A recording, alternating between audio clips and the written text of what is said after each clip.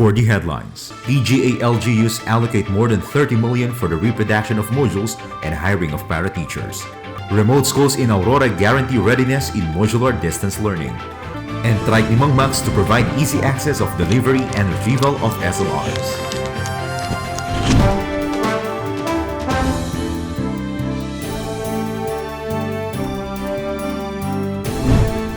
Hello Philippines, it's Friday, September 18th here in Aurora.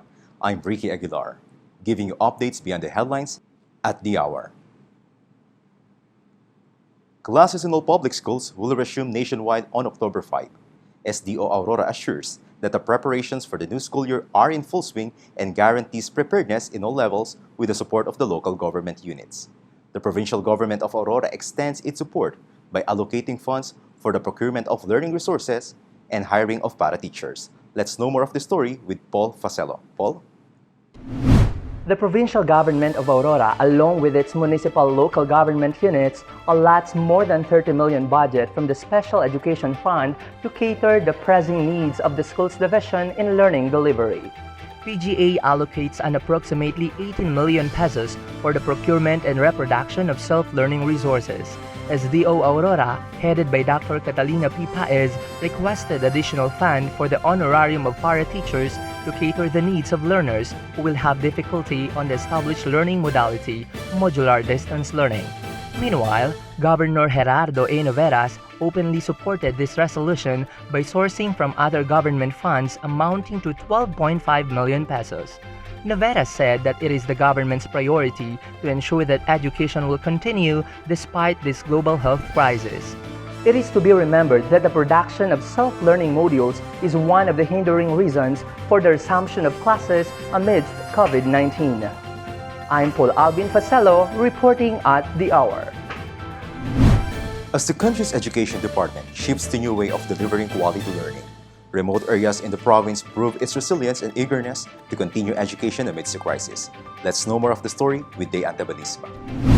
SDO Aurora has indeed proven its readiness with the support of local government units for the opening of classes on October 5, 2020, as schools all over the province successfully administered the simulation exercises on distance learning delivery modality. The week-long simulation was supervised from the reproduction of modules to parents' orientation, as well as from the identification of problems encountered to addressing them for appropriate interventions. Remarkably, even the schools in the remote and coastal areas successfully showed their preparedness despite the complications and difficulties present in their area, as represented in the documentaries covering their simulations.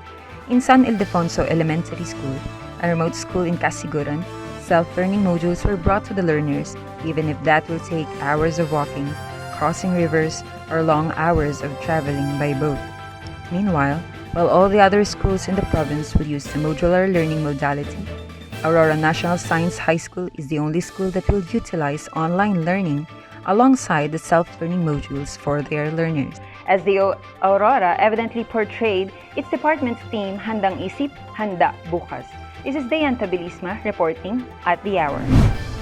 Meanwhile, as the school year begins, aside from simulations, technical assistants were also steered in the DCAD area last week.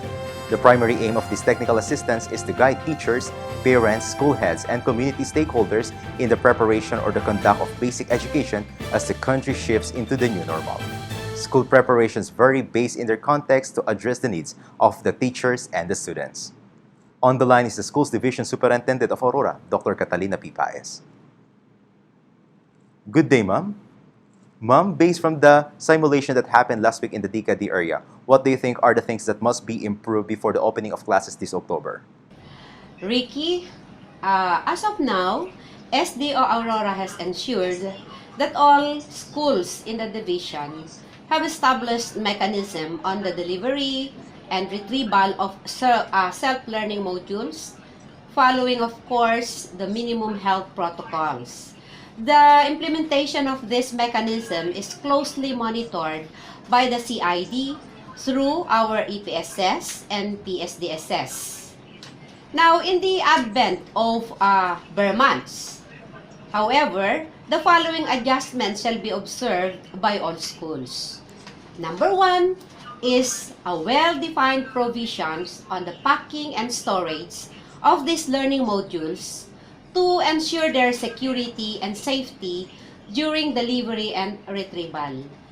Some schools have already procured plastic envelopes for its students, no, from their MOOE, and other schools have already provided plastic bins and plastic boxes, no, to ensure the safety of the modules or the learning self-learning modules.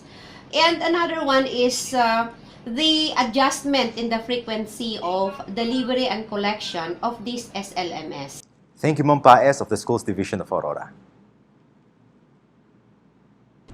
In the midst of the peril, the Maria Aurora Central School and the Max Toda innovate new way of convenient distribution of modules to students in light of the current pandemic situation. To know more of the story, here's Cristina Barcenas.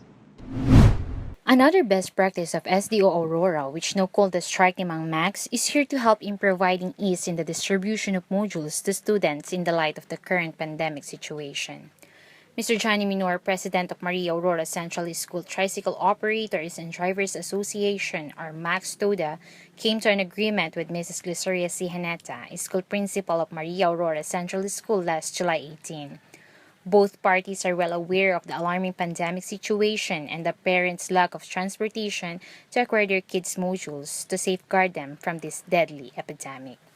Each section has its designated tricycle driver that will bring the modules to the students' homes of the teacher they were assigned to, with a fare of 10 pesos per student to help them in their daily expenses.